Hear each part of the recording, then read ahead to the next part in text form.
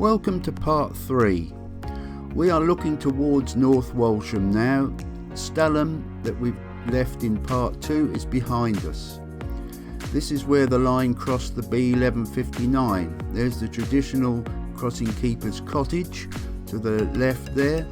They all had numbers. This is number 32. And the line crossed the road here and continued to North Walsham. The gates you see there are obviously not the original, but they look very nice all the same. And here we are heading towards North Walsham. Lots of these gate posts, concrete gate posts. Unfortunately, I didn't find any mileposts or gradient boards, just lots of fence posts and lots of gate posts. And here we have the side of the old railway line all really overgrown. And here's a brick culvert with some pretty disgusting water coming out. And this is East Ruston. Again, there's a crossing keeper's cottage here that has been modernised, but there was never a station here or halt. It was just purely a road crossing. And here we are looking again towards North Walsham, having left East Ruston. Again, 60 years worth of growth either side there. Quite mature trees now along the side. But it's a very nice footpath. And here is a bridge over Melton Fen, which is a little waterway, part of the Broads. And here we are again, walking towards North Walsham, just the same sort of undergrowth, more concrete gate posts. As I've said, we've got plenty of these all along the line, and fence posts. And we continue along. You can see plenty of foliage and more gate posts, or fence posts rather, and the line is slightly raised here. And we're crossing now Honing Common. And here's an old original metal strain post where they used to wrap the wire of the fencing round and then tighten it up by turning these little cogs which turned little spools with the wire, which the wire was round. And here we are now again, continuing along towards North Walsham.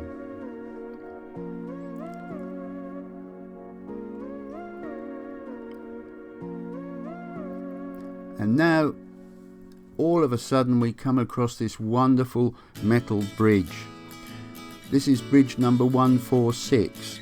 It's an example of rolled iron joist bridge. It was built in 1896 to replace the original. Look at that wonderful brick soffit. And this is not for any important road, it was merely for a lane virtually to fields. Look at the detail in this. Fantastic piece of metal work. Just, as I say, to support a little lane. But it just suddenly comes out of the foliage. You just suddenly come across this. It's a real surprise. First time along here, you're just not expecting to see something like this. That wonderful brickwork. And this is all it supports. And now we continue towards Honing. And this is where we will come across this. What a surprise as you come out of the greenery and you're met by these two platforms. A few years ago you could have walked through here and you probably wouldn't have noticed it. But here's an example of a typical Wilkinson and Jarvis building, who were the main contractors for this line. And a lot of the buildings along the Midland and Great Northern Railway were very similar to this.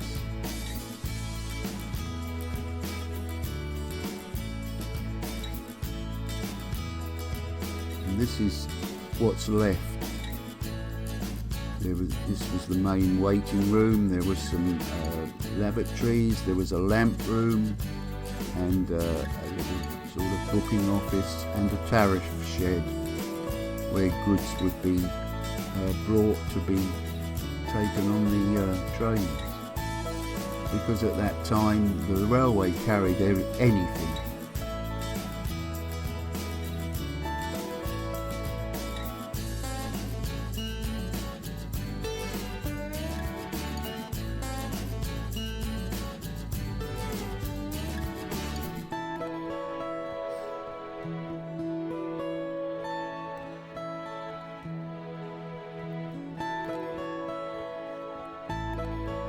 It's a shame just more of this wasn't left intact, but unfortunately it wasn't. That's what it would have looked like looking from the same position. Honing East box would have been at the other end, and that fence, typical of this railway, was, I was reliably informed, the original from 1880. Well, it certainly lasted well. And here's the cattle dock. There were several sidings here. Lots of stations had cattle docks because, of course, the farmers brought their cattle for delivery to market.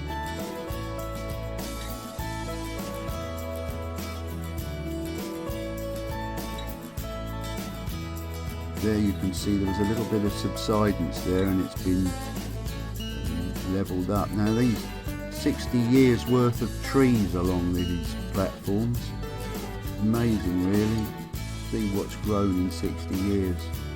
But the platforms are wonderfully preserved.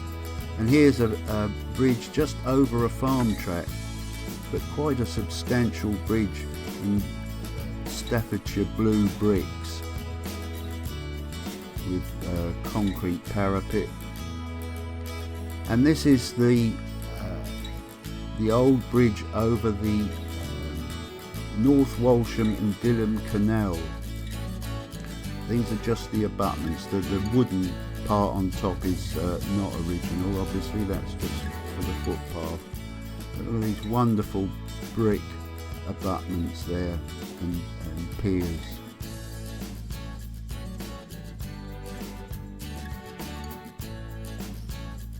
A lot of engineering work gone into that. Now, in BR days there was a derailment near here, and some of the old track was just shut down the embankment, and there it still lays.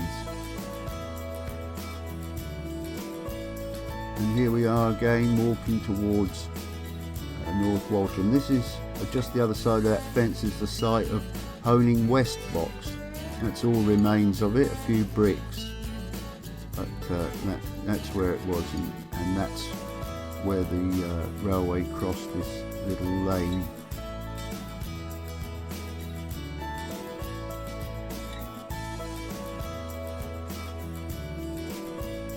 And now from here the line starts to climb at 1 in 100. As you can see by the embankment now, there wasn't a lot of earthworks along this line. As I've said before, it was built on the cheap, and they followed the contours of the land, which was relatively flat. But here there is quite a substantial embankment which goes all the way towards North Walsham.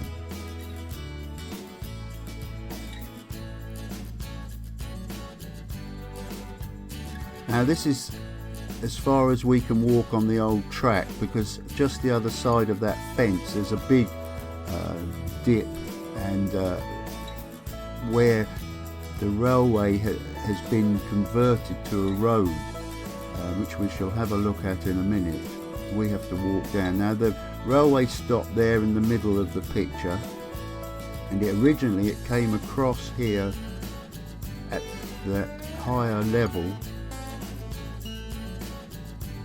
and went across to the right here and up on to where there is now the main road. Obviously a lot of earth was taken from here, probably to build up the main road. Here we are, just further back. The line came from behind that post or pole and came across here at the higher level, and there's the road, and that's the old formation. Now here we are, the railway came in from the left hand side there, and this is where the old formation now has been converted to the A149. And from here to North Walsham, we're on the old formation. Now here we are on the road. The railway comes in from the right hand side there, the end of that barrier where we've just been, and now we are on the old formation. Now we're getting near the end of the line now at North Walsham, but the line does not stop there.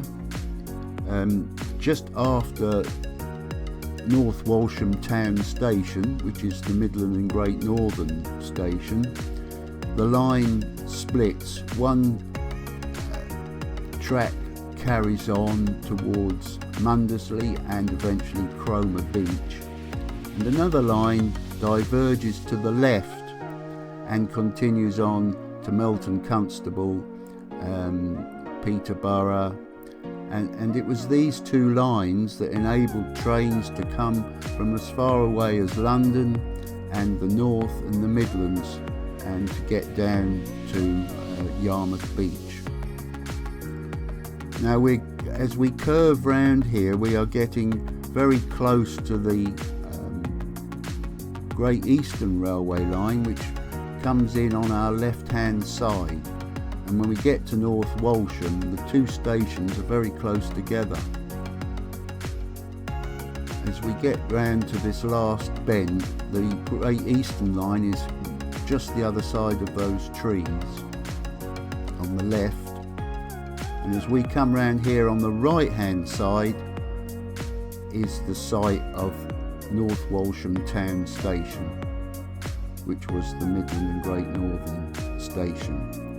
All along there on the right hand side was the station and sidings, and we'll have a look at that in a minute.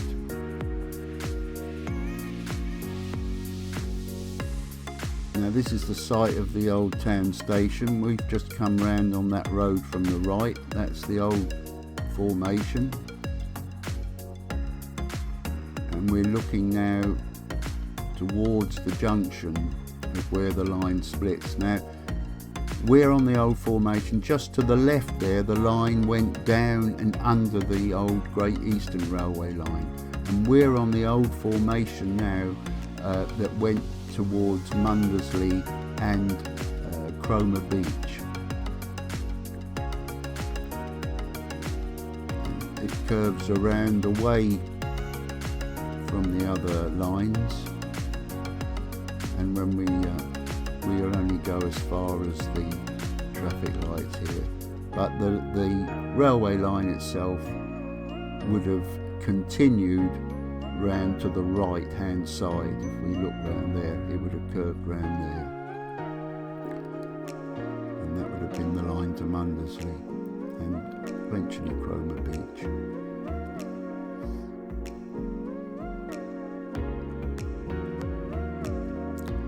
Now we're going to look at the line that diverged round towards Melton Contstable. There's the bridge under the Great Eastern Railway line. We've just come down there. The old formation is in the background. We've come underneath the Eastern Railway line to that lovely brick abutments there, and it continued along in that direction to Melton Contstable.